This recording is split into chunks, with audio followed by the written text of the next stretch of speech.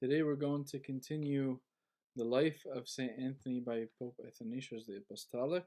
We have stopped at paragraph 40 last time. Today we're going to continue. Hopefully we will plan to finish in 3 weeks, including today, so that we can begin something in the journey of Lent, something else.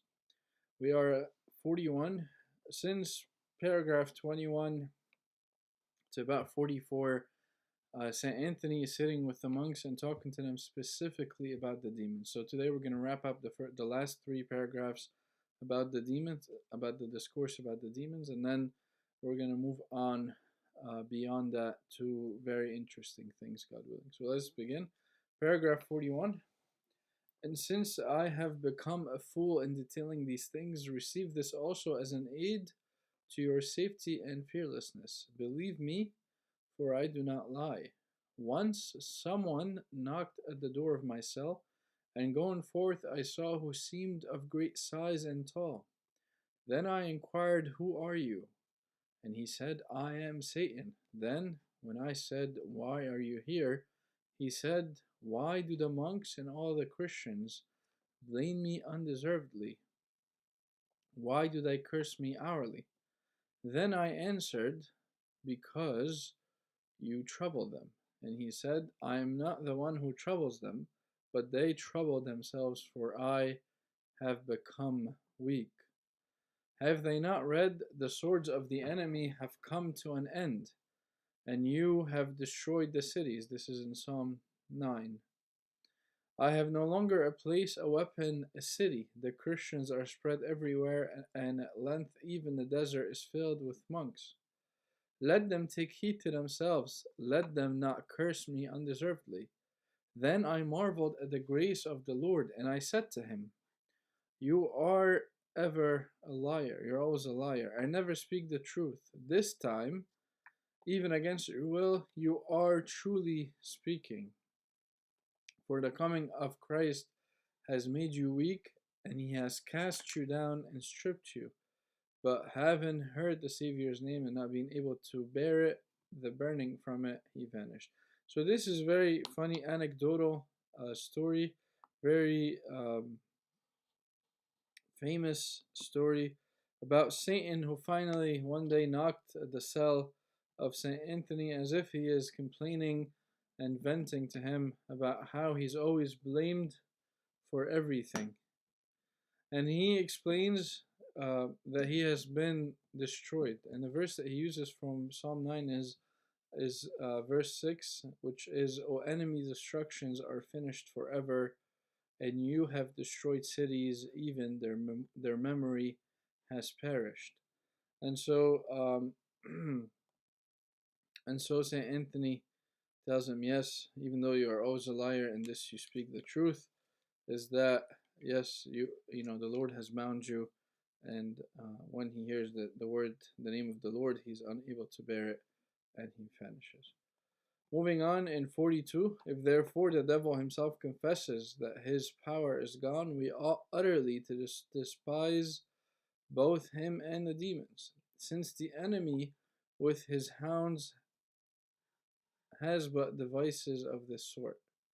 We, having got to know their weakness, are able to despise them. Wherefore let us not despond after this fashion, nor let us have a thought of cowardice in our heart, nor frame fears for ourselves, saying, I am afraid lest a demon should come and overthrow me, lest he should lift me up and cast me down, or lest rising against me on a sudden he confound me. Such thoughts let us not have in mind at all, nor let us be sorrowful as though we were perishing, but rather let us be courageous and rejoice always, believing that we are safe. Let us consider in our soul that the Lord is with us, who put the evil spirits to flight and broke their power. Let us consider and lay to heart that while the Lord is with us, our foes can do us no hurt. For when they come, they approach us in a form corresponding to the state in which they discover us, and adapt their delusions to the conditions of mind in which they find us. So wrapping up, if we have, the past 2 times we have been speaking about this discourse about the demons. And if sometimes it was disturbing, or sometimes it was, you know, it was, made you fearful. Today, wrapping this up very nicely, St. Anthony says, "Let us be courageous, rejoice always, believe that we are safe, and consider that the Lord is with us, and know that the Lord had put the evil spirits to flight and broke their power." And finally, the last thing he speaks about is our state of mind. He says, "If they find us timid and confused, they forthwith beset the place like robbers, having found it unguarded, and what we ourselves are thinking they do more also. If they find us faint-hearted and cowardly, they mightily increase our terror by their delusions and threats. With these the unhappy soul is thenceforth tormented. But if they see us rejoicing in the Lord, contemplating the bliss of the future, mindful of the Lord, deeming all things in his hand, and that no evil spirit has any strength against a Christian, nor any power at all over anyone.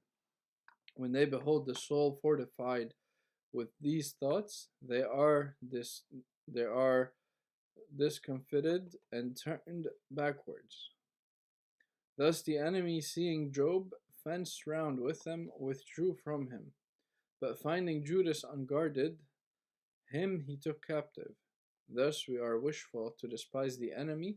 Let us ever ponder over the things that the Lord, and let the soul ever rejoice in hope.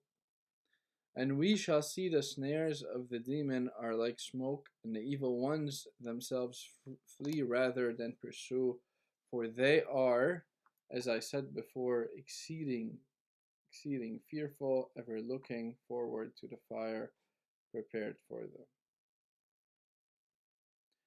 And then the final paragraph on this says, "For of your fearlessness against them hold this sure sign. Whenever there is an apparition, do not prostrate with fear, but whatsoever be it, first boldly asks, Who are you, and from where do you come? And if it should be a vision of the holy ones, they will assure you, change your fear into joy. But if the vision should be from the devil, immediately it becomes feeble, beholding your firm purpose in mind. For merely to ask, Who are you, and where do you come, is a proof of coolness. By thus asking, the son of Nun, who is Joshua, learned who his helper was, nor did the enemy escape the questioning of Daniel." What is he talking about here? He's saying at the very end, let it be a rule that whenever there's an apparition, you always ask, Who are you and where do you come from? If such apparition is holy, then they are going to assure you and put you at ease, and turn that fear into joy. And if it be an evil apparition, the fact of your question is a proof of coolness, which will um, which will oppose them. And he says, we learn this from Joshua. Remember Joshua, when he was overtaking Jericho, Joshua, he was sitting and he found a man dressed in armor. And he told him, Who are you? And which side are you on? It turned out to be God.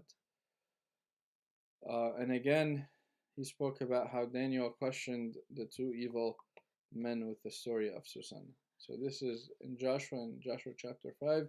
It came to pass when Joshua was by Jericho, that he lifted his eyes and looked up, and behold, a man stood opposite him with his sword drawn in his hand. And Joshua went to him and said to him, Are you for us or for our adversaries? And he said, No, but as the commander of the army of the Lord I have now come. Alright, now moving on, we're going to have the next chapter, which is just one paragraph, is going to be the growth of the monastic life at this time, around 305 AD. So paragraph 44 says, While Anthony was thus speaking, all rejoiced. Now all the monks sitting, they all were happy, and in some the love of virtue increased, in others carelessness was thrown aside. The self-deceit of others was stopped, and all were persuaded to despise the assaults of the evil one, and marveled at the grace given to Anthony from the Lord for the discerning of spirits. So their cells were in the mountains like filled with holy bands of men who sang psalms, loved reading, fasted, prayed, rejoiced in the hope of things to come, labored in almsgiving, and and preserved love and harmony with one another. What a beautiful sight! Um, what a beautiful sight! What can we give in order to live and to behold the the monasteries at that time? Thousands of monasteries, thousands of monks, um, filling the desert. What a sight to behold. The more we think about it, it's truly, truly beautiful how the people left everything and they dwelt in the desert, and how monasticism was truly flourishing at that time with the guidance of Saint Anthony Great and many of the other abbots. Is quite beautiful. We can never truly understand how beautiful it was, that sight, but God willing, one day. And truly it was possible, as it were, to behold a land set by itself, filled with piety and justice. For then there was neither the evildoer, nor the injured, nor the reproaches of the tax gatherers, but instead a multitude of ascetics.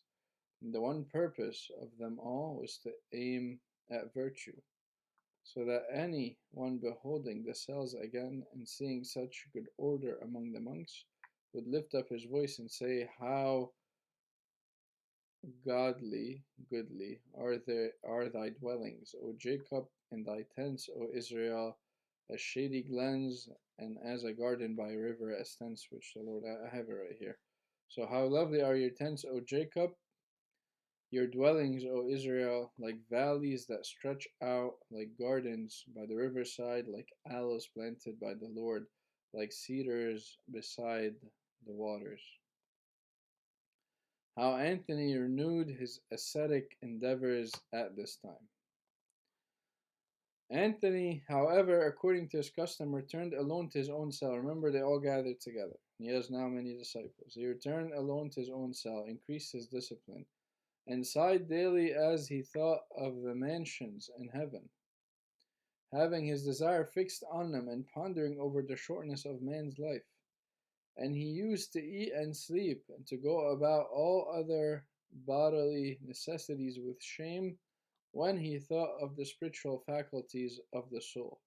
So often, when about to eat with any other hermits, recollecting the spiritual food, he begged to be excused, and departed far off from them, deeming it a matter of shame if he should be seen eating by others. He used, however, when by himself, to eat through bodily necessity, but often also with the brethren, covered with shame on these occasions, yet speaking boldly words of help.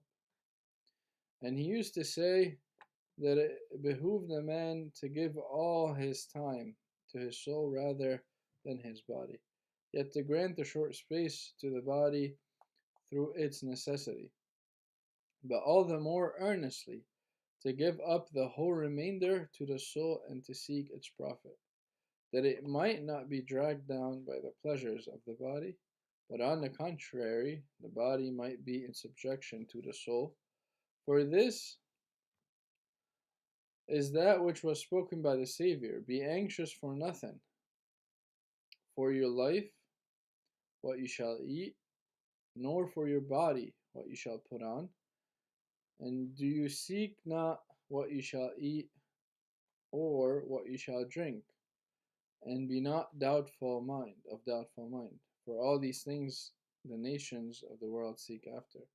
But your Father knows what you have need of all these things.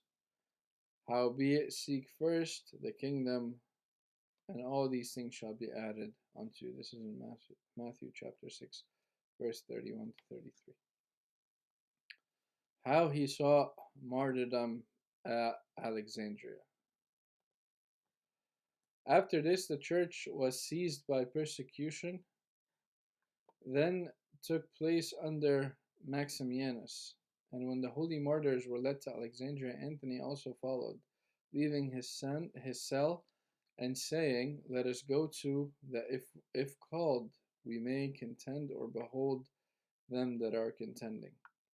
And he longed to suffer martyrdom, but not being willing to give himself up to be ministered to the confessors in the mines and in the prisons, he was very zealous in the judgment hall to stir up to readiness those who were summoned when in their contest, while those who were being martyred he received and brought on their way until they were perfected.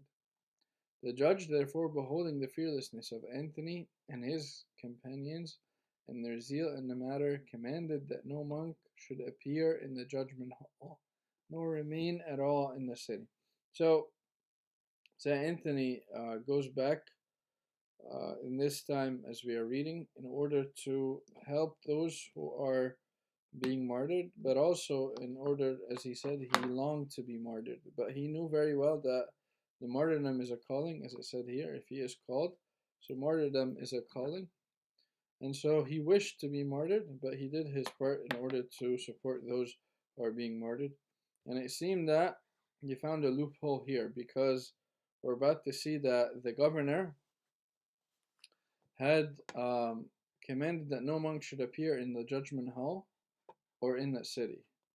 And so what we're about to see is that, so all the rest thought it was good to hide themselves that day, but Anthony gave so little heed to the commandment that he washed his garment. Notice how St. Anthony prepared, and notice what martyrdom meant to him. He washed his garment, because this is the eternal wedding, and stood all next day on a raised place before them, and appeared in his best garment, because this is a wedding, before the governor. Therefore, when all the rest wondered at this, the governor saw and passed by with his array, and he stood fearlessly, showing all the readiness of us Christians.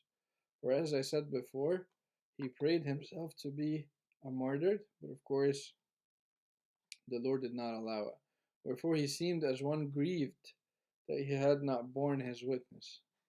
But the Lord was keeping him for our profit and that of others, that he should become a teacher to many of the discipline, which is monasticism, which he had learned from the scriptures. For many only beholding his manner of life were eager to be imitator of his ways. I love how St. Athanasius says that his discipline, monasticism, he learned from scriptures. As we talked about before, we said that monasticism is a biblical movement. So he again ministered as usual to the confessors, and as though he were their fellow captive, he labored in his ministry. And now how he lived at this time. So even though he was not granted to be martyred, he, as we're going to see here, he lives as a martyr daily. So when at that last persecution ceased, and the blessed Bishop Peter, which is the seal of the martyrs, had borne his testimony, Anthony departed and again withdrew to his cell, and was there daily a martyr to his conscience, contending in the conflicts of faith, and his discipline was much severer, for that he was ever fasting, and he had a garment of hair on the inside, which is the scheme, while the outside was skin, which he kept until his end. This is what St. Athanasius takes off, and then he wears during the feasts. And he neither bathed his body with water to free himself from filth, nor did he ever wash his feet, nor even endure so much as to put them into water, unless compelled by necessity, nor did anyone ever see him unclothed, nor his body naked at all, except after his death, when he was buried. I want to say something about this. Spirituality is not necessarily not taking showers, or smelling, or working, or never changing your garb. I think there was a very famous story about Tamav Irini who met, I think it was Abuna Abdul Masih al-Manahri, and Abuna, I think, I don't remember which person, or Abuna Eustace or Antoni, but Tamaverini saw how the monk smelled because he wouldn't change his garb. A lot of monks might do that, and so she thought in her mind, I must, I must be doing something wrong, because I must be lacking in spirituality, because I take showers. I don't do that. And then I think he heard her in the spirit, and so he responded to her out loud and said, "No, it is not. It is not a matter of fact that you don't have to take showers. It's not a matter of fact that you have to be dirty. It is not at all that measure whatsoever, but it's truly what's in the heart." And so, even so, there are many ways that can lead us to a spiritual life, to a certain degree, um, and all being the same, all leading us to spiritual life. So, which means that all saints are not equal. They're not all, cookie cutter, you know, carbon copy of each other. We can still have a saint who is perhaps drastically different, perhaps 180-degree from another saint, and both being, equally saints and equally connected to God and equally beloved to God. Yet they could be different. They don't have to be, you know, exactly the same, because it's not the one thing that they do. It's not the fact that they don't eat, or they don't drink, or they don't shower, or they don't sleep, or whatever it is. It's not that one thing that makes the saint. It is a deeper connection, and there's certainly always an emotional aspect to it, where two people could do the same thing. A person can not shower because he does not have the means to shower. A homeless person could not shower and not change often. But this is not a road to spirituality either. And so that's something important to point out. Now, moving forward, how he at this time betook himself in the inner mountain. But when he saw himself beset by many, and not suffered to withdraw himself according to his intent as he wished, fearing because of the signs which the Lord wrought by him, that either he should be puffed up, or that some other should think of him above what he ought to think, he considered to set off to go into the upper Thebaid, which sounds like Thebes. When you look it up, it refers to Thebes. Thebes is Luxor. So if you look on the map, um, you see where Luxor is, and pretty much it was not just Luxor at that time. So Thebes is Luxor, but Thebaid is a region at that time, and it began with Luxor or Thebes, and then it continued downwards. So it's in the area of Luxor or Aswan. Um, just for reference, this is where he was headed to. Among those to whom he was unknown. So what happened was, Saint Anthony has become, of course, as we said, known. He has many, many disciples now, and so fearing of the signs, because of the signs that the Lord was doing through him, that he should be puffed up in the sight of people, or that someone should think highly of him, he decided to move to his first love, which was, he stayed alone for many years, about 20 years or so. He stayed alone, and so he wanted to move back closer to where he was. He considered to set off in the area of Thebaid, or in that region, among those to whom he was unknown. No one knew about him in the area. And having received loaves from the brethren, he sat down by the bank of the river, and looking whether a boat would go by, that having embarked thereon, he might go up the river with them, upper Egypt, because the other direction of the river. While he was considering these things, a voice came to him from above, Anthony, where are you going, and why?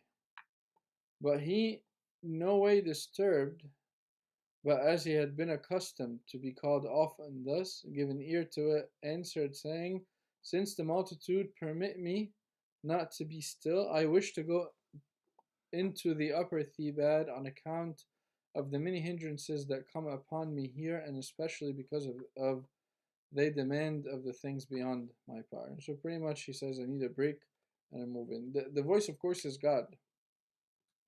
But the voice said to him, even though you should go into the Thebaid, or even though, as you have in mind, you should go into the Bakulia. I tried to look up what Bakulia was and I couldn't find. You will have to endure more. I double the amount of toil. But if you wish really to be in quiet, depart now into the inner desert. And when Anthony said, who will show me the way, for I know not, immediately the voice pointed out to a Sacracenes, which is a word meaning, I don't know how to spell it to be honest, but it means like a desert nomad or a Bedouin. So God had prepared someone who knows the desert, the inner desert, to take him in the way of the inner desert. Of course, you guys know the geography of Egypt is the Nile. The Nile is the life of Egypt. Everyone lived around the Nile, and pretty much there's a desert on either side. And so he was going to go east of the Nile. He's going to make a right and go east. And if you look up the monastery of St. Anthony, you'll see how far it is away from the Nile. So Anthony approached and drew near them and asked them that he might go with them into the desert, and they, as though they had been commanded by Providence, which is God, received him willingly, and having journeyed with him 3 days and 3 nights, he came to a very lofty mountain. At the foot of the mountain ran a clear spring, whose waters were sweet and very cold. Outside there was a plain and a few uncared for palm trees. And so he finds a new mountain. Anthony then, as it were, moved by God, loved the place, for this was the spot which he had spoken with him by the banks of the river had pointed out. So having first received loaves from his fellow travelers, his abode in the mountain alone, no one else going with him, and recognizing it as his own home, he remained in that place for the future. But the Sacracenes, having seen the earnestness of Anthony, purposely used to journey that way and joyfully brought him loaves, while now and then the palm trees also afforded him a poor and frugal relish. But after this, the brethren, learning of the place, like children mindful of their father, took care to send to him. But when Anthony saw the bread that was the cause of the trouble and hardships to some of them, and to spare the monks this, he resolved to ask some of those who came to bring him a spade, an axe, and a little grain. And so, because this place was so far, he realized how much of a burden this was putting on people in order to bring him food. And when the monks started finding out and wanted to come, he instead now is going to he's going to pick up farming. So when these were brought, which is pretty much the grain, the axe, and the spade, he went over the land round the mountain, and having found a small plot of suitable ground, tilled it, and having plentiful supply of water for watering, he sowed. This doing year by year, he got his bread from there, rejoicing that thus he would be troublesome to no one, and because he kept himself from being a burden to anybody. How beautiful it is that you rejoice. The source of your joy is not that you're getting stuff, not that you're getting free stuff, not is that your people are helping you or caring for you, but his joy is that he is not troubling anyone, and his joy is that he is not a burden on anybody. How beautiful is that? And how mindful is St. Anthony, who picks up farming in order that he prevents people from making the tough journey into the inner desert in order that they may bring him food. How loving that is of St. Anthony, how caring it is about people. Let us be as caring as St. Anthony is about others. Of course, it's very, we feel loved when we receive love and action from others, but to know when your limits are, and to make sure that you're not being a burden on anyone, and that you're not causing anyone to sin, or you're not, exerting too much pressure on anyone in that way. St. Anthony moves and changes perhaps his practices and his work to go back to farming. He was, of course, a farmer. His father owned 300 acres in Egypt, and so I'm sure he knew farming. So he goes back to farming just in order to be able to satisfy his needs. This doing year by year, he got his bread from there, rejoicing thus that he would be troublesome to no one, and because he kept himself from being a burden to anybody. But after this, seeing again that the people came, he cultivated. Now he moves forward to the other side, not just to be mindful when you're being a burden to others, but to see and to find other ways in order to help other people. And so now that he found still people, disciples and monks and visitors are coming, now he started to prepare food for them. The whole point, we find this in the epistles of St. Paul often. The reason why we should work is that we should have a little to eat and then to give others. That's really the whole point. That's what St. Paul explains. When the people were standing by waiting for Christ to come, they were not working, he says, no, we should work. And the whole point is that when we work, we're able to first, of course, support ourselves, but also have something that we may give others as well. And so here we see that he begins to cultivate a few pot herbs, that he who came to him might have some slight solace after the labor of that hard journey. At first, however, the wild beasts in the desert, coming because of the water, often injured his seeds and husbandry. But he, gently laying hold of one of them, said to all of them, why do you hurt me when I hurt none of you? Depart, and in the name of the Lord come not near this spot. From that time forward, as though fearful of his command, they no more came to any place. Very effective. What do you call it when you get rid of the weeds? Very, very effective way to control pests and to get rid of the animals. He picked one of them and said, please don't come here in the name of the Lord, and they all stopped coming. Moving forward, we got a couple more paragraphs. So moving forward, how he there combated the demons. So he was alone in the inner mountain, spending his time in prayer and discipline. And the brethren who served him asked that they might come every month and bring him olives, pulse, and oil, for by now he was an old man. There then he passed his life, and endured such great wrestlings, not against flesh and blood, as we said before, from Romans, as it is written, but against opposing demons, as we learned from those who visited him. For they heard tumults, many voices, as it were the clash of arms. At night they saw the mountain become full of wild beasts, and him also fighting as though against visible beings and praying against them. And those who came to him he encouraged. While kneeling he contended and prayed to the Lord. Surely it was a marvelous thing that a man alone in such a desert feared neither the demons who rose up against him, nor the fearlessness of the four-footed beasts and creeping things, for all they were so many. But in truth, as it is written, he trusted in the Lord as Mount Zion, with a mind unshaken and undisturbed, so that the demons rather fled from him, and the wild beasts, as it is written, kept peace with him. The devil, therefore, as David says in the Psalms, observed Anthony and gnashed his teeth against him. But Anthony was consoled by the Savior and continued unhurt in his wiles and varied devices. As he was watching in the night, the devil sent wild beasts against him, and almost all the hyenas in that desert came forth from their dens and surrounded him.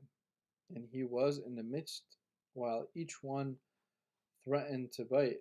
Seeing that it was a trick of the enemy, he said to them all, "If you have received power against me, I am ready to be devoured by you.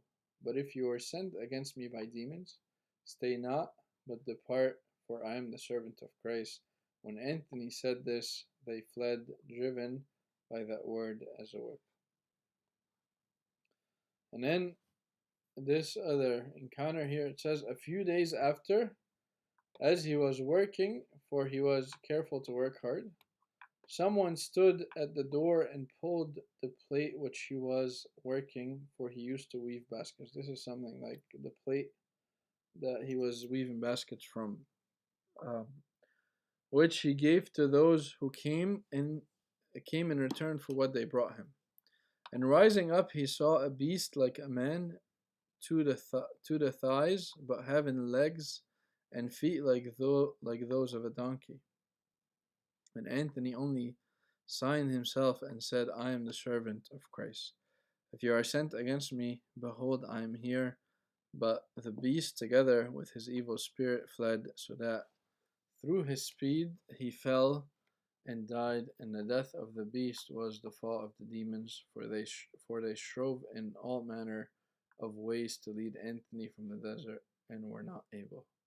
It's beautiful in this paragraph and the one before how Anthony uses the word, "I am the servant of Christ." We learn from Abuna Tadrus to every now and again have a different phrase to repeat, like a different arrow prayer that can be our own.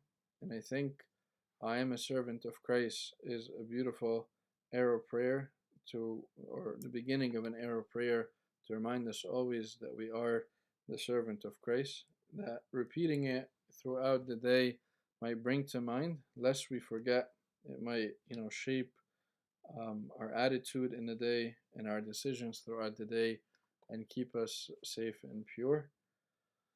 Moving forward, of the miraculous spring and how he edified the monks of the outer mountain and of Anthony's sister. And once being asked by the monks to come down and visit them their abodes, after a time he journeyed with those who came to him, and a camel carried the loaves and the water for them.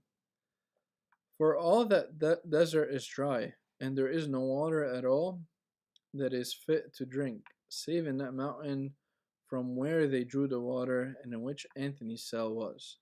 So when the water failed them on their way, the heat was very great, and they were all in danger. For having gone round the neighborhood and finding no water, they could not walk no further, but lay on the ground, and despairing of themselves, let the camel go.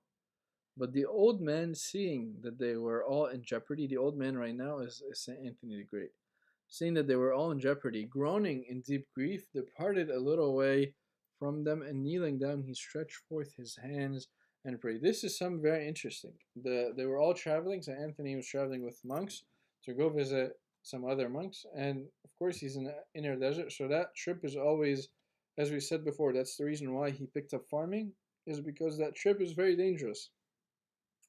So they're traveling, their water ran out, there's no more water, and they can't, of course, the sun in Egypt, especially in any desert, is very, very tough. And so they're completely dehydrated, they're unable to walk anymore. So Anthony took a couple of steps, and Anthony took a couple of steps, and he began to pray to God. And immediately the Lord made water to well forth where he had stood praying. So all drank and were received and were revived.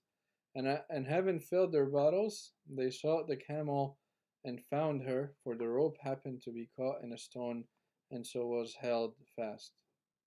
Having led it and watered it, they placed the bottles on its back and finished their journey in safety. And when he came to the outer cells, all saluted him, looking on him as a father, and he too, as though bringing supplies from the mountain, entertained them with his words, and gave them a share of help. And again there was joy in the mountains, zeal for improvement, and consolation through their mutual faith. Anthony also rejoiced when he beheld the earnestness of the monks, and his sister, grown old in virginity, that she herself also was a leader of other virgins. Moving forward, how humanely he counseled those who resorted to him. So after certain days, he went in again to the mountain, and henceforth many resorted to him, and others who were suffering ventured to go in. To all the monks, therefore, who came to him, he continually gave this precept: believe in the Lord and love him. Keep yourselves from filthy thoughts and fleshly pleasures. As it is written in the Proverbs, be not deceived by the fullness of the belly. Pray continually, avoid vainglory, sing psalms before sleep and on awaking. Behold in your heart the commandments of Scripture. Be mindful of the works of the saints, that your souls, being put in remembrance of the commandments, may be brought into harmony with the zeal of the saints. Let's read it one more time. These words are not cheap. These words are coming from experience, from Saint Anthony, who has experienced them, who has lived with the Lord. So let's read one more time. Believe in the Lord and love him.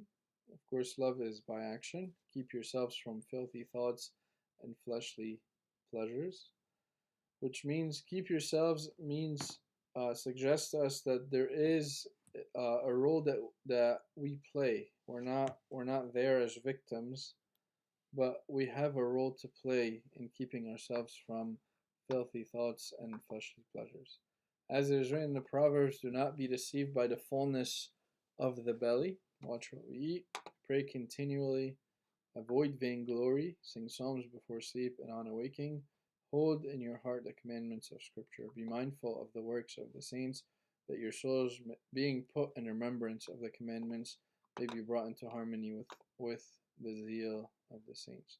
And especially he counseled them to meditate continually on the apostles' word, let not the sun go down on your wrath. And he considered this spoken of all commandments in common, not just wrath, but all commandments, that not on wrath alone, but not on any other sin of ours ought the sun to go down. Also, not just wrath, but any sin, the sun should not go down on any sin. For it was good and needful that neither the sun should condemn us for an evil by day, nor the moon for a sin by night, or even for an evil thought. This is the state, that is the state may be preserved in us. It is good to hear the apostle and keep his words, for he says, try your own selves, prove your own selves. Daily, therefore, let each one take from himself the tale of his actions, both by day and night. If we have sinned, let him cease from it, while if we have not, let him not be boastful. So here, a very simple exercise, something practical that we can take and we can learn from St. Anthony, is to every day evaluate our actions, every day and every night evaluate our actions before day's end. So that way, if we have recognized something that we have sinned, we should stop it. And if we have recognized something good that we've done, we should not be boastful in that way.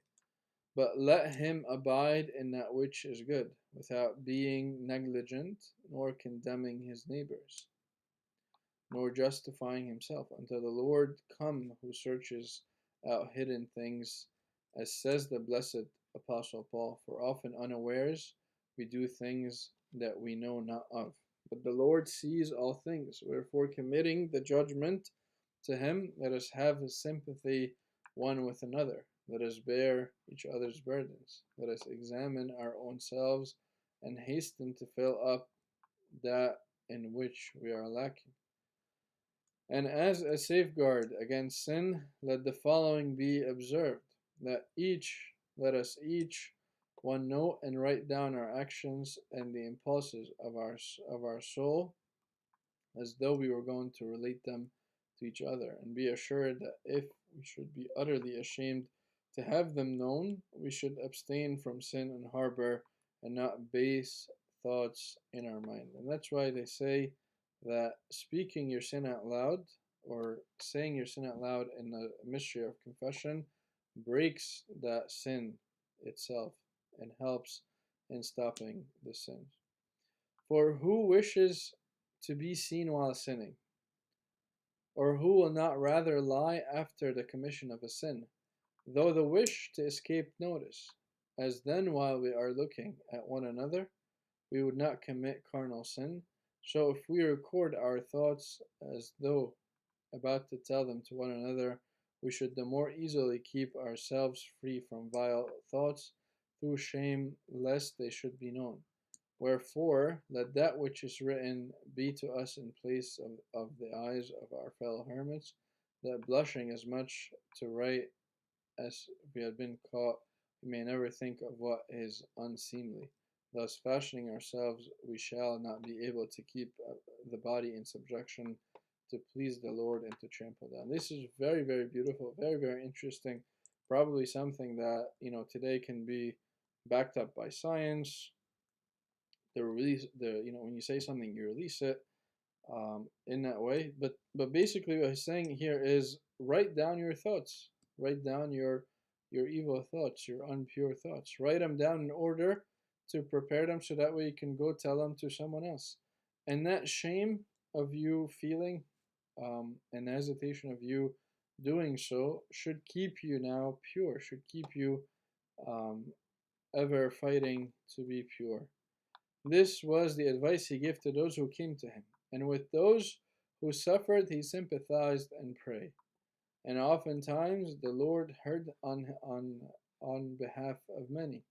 Yet he boasted not because he was heard, nor did he murmur if he were not, but always he gave the Lord thanks and besought the sufferer to be patient, and to know that healing belonged neither to him nor to any man at all, but only to the Lord, who does good when to whom he will. The sufferers therefore used to receive the words of the old man as though they were a cure, learning not to be downhearted, but rather to be long-suffering. And those who were healed were taught not to give thanks to Anthony, but to God alone.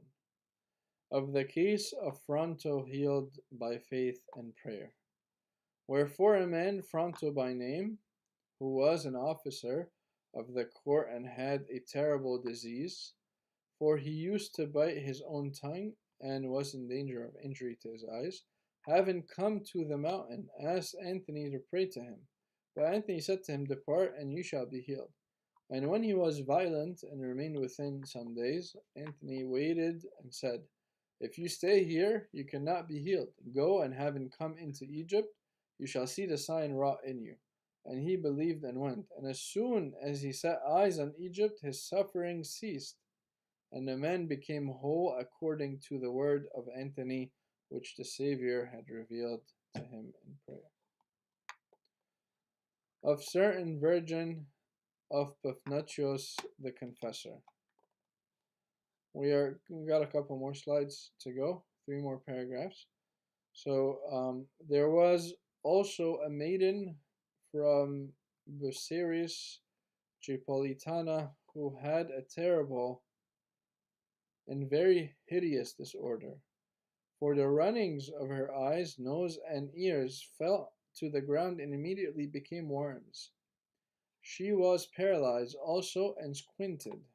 Her parents, having heard of monks going to Anthony and believing on the Lord who healed the woman with the issue of blood, asked to be allowed together with their daughter to journey with them. And when they suffered them, the parents, together with the girl, remained outside the mountain with Paphnutius the confessor and monk, but the monk went in to Anthony. So this woman has a very tough disease, and so she goes with the monks to go to St. Anthony, but she stays outside of the mountain. And when they only wished to tell about the damsel, he anticipated them, and detailed both the sufferings of the child and how she journeyed with them. So when they asked that she should be admitted, that she should come to the mountain so that St. Anthony should see her, St. Anthony said, No. Go, and if she is not dead, you will find her healed. For the accomplishment of this is not mine, that you should come to me. Wretched man that I am, but her healing is the work of the Savior, who in every place shows his pity to them that call upon him. Wherefore the Lord has inclined to her as she prayed, and his loving kindness has declared to me that he will heal the child where she is now.